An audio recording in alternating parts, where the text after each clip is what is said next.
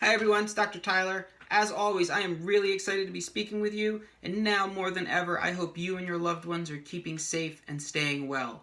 I know it's been a little bit, since we've had one of these communications, so it was really important to me to get something out to everyone this week. One, to make sure you guys are all doing okay. Two, to remind you that we are here if you need anything at all. And three, to let you see that we are also doing pretty well ourselves, given the circumstances.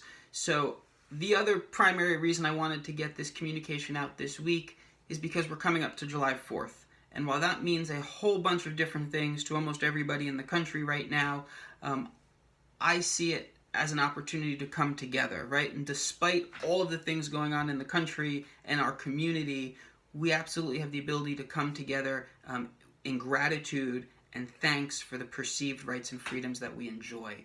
And if we go to one of those founding documents in the Bill of Rights, it states that we are all created equal, right, from the get-go, especially in regards to life, liberty, and our pursuit of happiness, to which I'd like to include health, right? Life, liberty, and the pursuit of happiness and better health. So despite some of the inherent irony in that statement, given our current social climate, we do have this opportunity to come together, right? And we do have this opportunity to celebrate some of the freedoms that we enjoy that many people around the world don't. And while some of these things may be relative or may not be applied in the best way possible, and in ways that we may hope to reform yet, we do have this right to an unreasonable search and seizure, right? We do have this right to vote, most of us. We do have the relative right to free speech, right? And I hope we use that to have meaningful conversations right now, just like I hope we use our relative right to the freedom of information and our free press to read and to inform ourselves and to make the most well-balanced decisions that we can in regards to all of the things facing us personally, culturally, community-wise, and even on a larger level. But for our purposes and for our discussion here, I'd like to focus on our right to redefine what that pursuit of health really means. Because we absolutely have the ability to stop thinking of health as the absence of disease, right? Stop thinking of health as this thing that we lose when we get sick, but start thinking of it as a state of being, which will allow us to start creating a state of healing. And that's a really big thing, because now more than ever we are inundated with stress, and that really should not be something we have to explain at this point. But for many of us, stress can lead to uncertainty, and uncertainty can lead to anger. And raise our hands if we know somebody, or if us ourselves, have been caught of getting angry over the last, 4 months? Right. And when we get anger, we tend to place blame, right? Stupid governor, stupid mask, darn coronavirus, whatever the case may be. But anger has the ability to flood our brain. And when it does that, it can take us over, right? So there's a fine line between having anger, which is a normal human emotion, and anger having us and driving our actions and our decision making and the way we conduct ourselves in regards to the community and the society we'd like to live in. But anger, more importantly, as I've read this week, can be part of a larger arc, right? It can be part of an arc that includes forgiveness, redemption, and love. And I think right now, for many of us, our angers spring out of our love for freedom and for justice and for community. So the things that I know I'm getting angry at, right? The lack of interaction comes from my love for community, right? The social things that really get me angry right now come from my love for justice and equality, and I think the things we suggested when we quoted the Bill of Rights earlier, right? That all men are created equal. And I think for many of us in regards to the coronavirus, our anger is derived from our love for freedom, for our ability to do what we want when we want, to go shopping when we want, to buy what we want, to see the people we want when we want.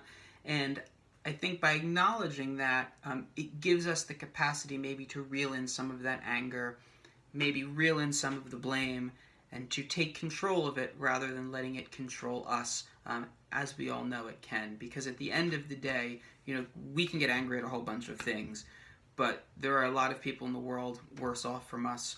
There are a lot of people in the world that don't have these perceived freedoms. There are a lot of people in the world that, while they may not have to wear a mask, they also may not have good food or clean water right now. So, as I said, let's take this as an opportunity to come together and to be grateful for the freedoms that we enjoy and for the opportunities that we have. And chiropractic is really something different, right? And chiropractic is something that I'm grateful for day in and day out, because as we speak about changing and redefining our definition of health and our pursuit of health, and moving away from that absence of disease and into our state of being so we can create that state of healing, we see that the chiropractic paradigm tells us that, health is not just about treating a sign or a symptom of dysfunction after we've seemingly lost our health, right? But it gives us a way to invest in everything that's right and perfect about us, right? By maintaining our neurospinal system free from the effects of all of the stress in the world right now, we have the absolute opportunity to experience reality more fully through all of the music with which it vibrates, which allows us to learn, to grow, to adapt to whatever life throws at us to the absolute best of our ability with whatever tools we may have to do so. And if we think about that statement just for a moment, and we think about all of the conversations that are being had in our country right now, whether they be about politics or social climate or race or socioeconomic factors or health factors, we can absolutely benefit from perceiving those conversations clearly, from learning by internalizing and learning from them, and by hopefully developing new tools to make better decisions for ourselves in the future. And that's really what chiropractic is all about. But when we consider the innate intelligence, and this is a concept unique to chiropractic, we have to consider the force, the absolute force that drives and coordinates not only our development but our growth. And what I mean by that is that, hey, we have an unseen force that goes sperm and egg and pickles and ice cream. In about 280 days, we have 700 trillion cells of the right type in the right place doing the right thing at the right time so we can stay alive. And if we consider what that's capable of, we can only really be in awe of it. And when we consider what's possible when that power is expressed through a cleared neurospinal system, when we unkink the hose and really let the juices flow, for me, for the people that I serve, that allows us to tap into the essence of what it means to be a living, breathing human.